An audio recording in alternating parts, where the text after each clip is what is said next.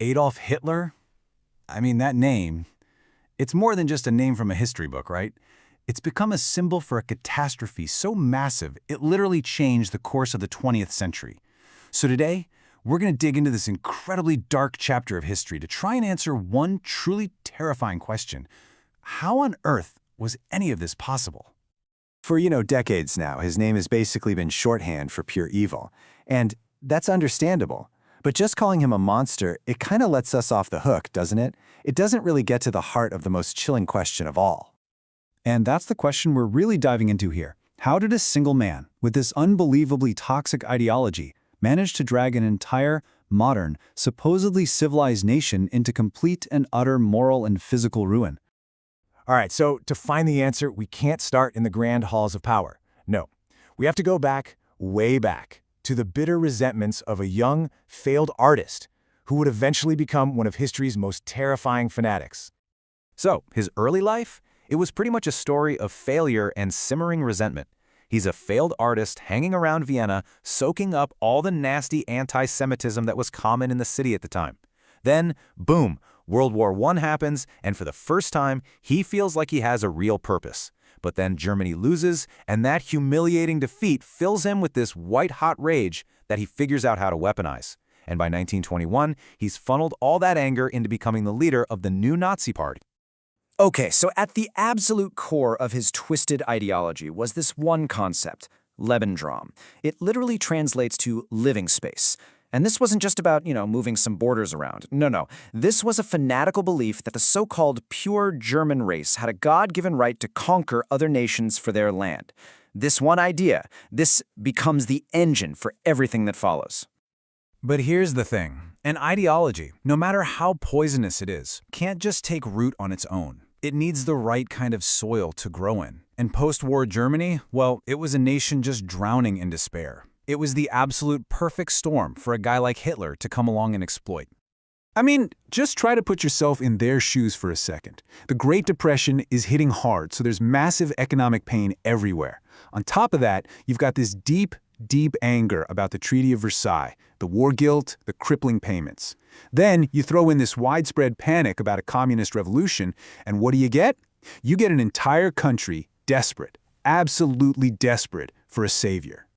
And Hitler's strategy for this was, well, it was brilliant in its own brutal, terrifying way. It had two parts. First, he gave the people simple targets to blame for everything. He pointed his finger at Jews, communists, liberals, the disabled, you name it. Then, part two, he gave them a powerful promise. He promised national renewal, racial purity, and most importantly, a return to German pride. It was so effective because he took all that free-floating anger and he gave it a face. Now, the political establishment at the time, they thought they were smart. They figured, hey, we can control this guy. Oh boy, were they wrong. They were catastrophically wrong.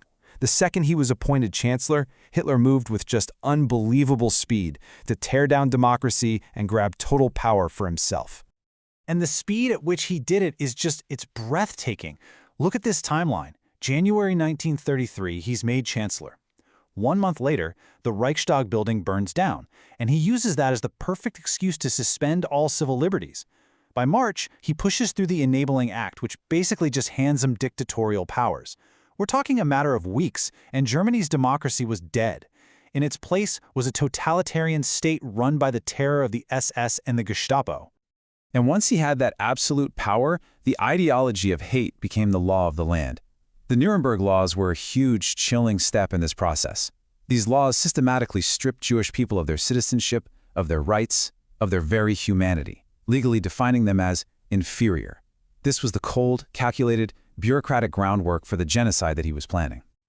So, with Germany locked down tight under his control, Hitler then turned his fanatical vision to the rest of the world. And in doing so, he unleashed a catastrophe on a scale that is still, to this day, almost impossible to comprehend. 6 million. Just take a moment and let that number actually sink in. 6 million.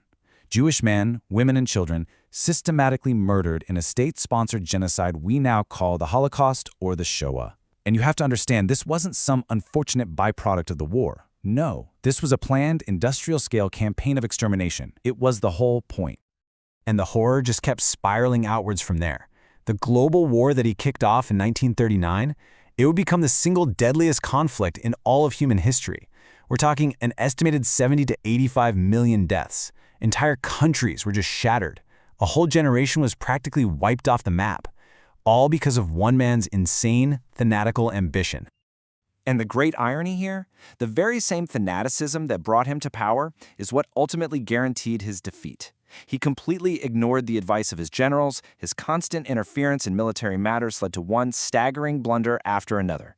He literally accelerated his own destruction, which finally ended with his suicide in a bunker deep under Berlin in 1945. So, okay, why are we talking about this now? Why does this matter today? Because the story of Adolf Hitler isn't just something that's stuck in the past. It's an enduring, terrifying warning about how fragile our own civilization really is.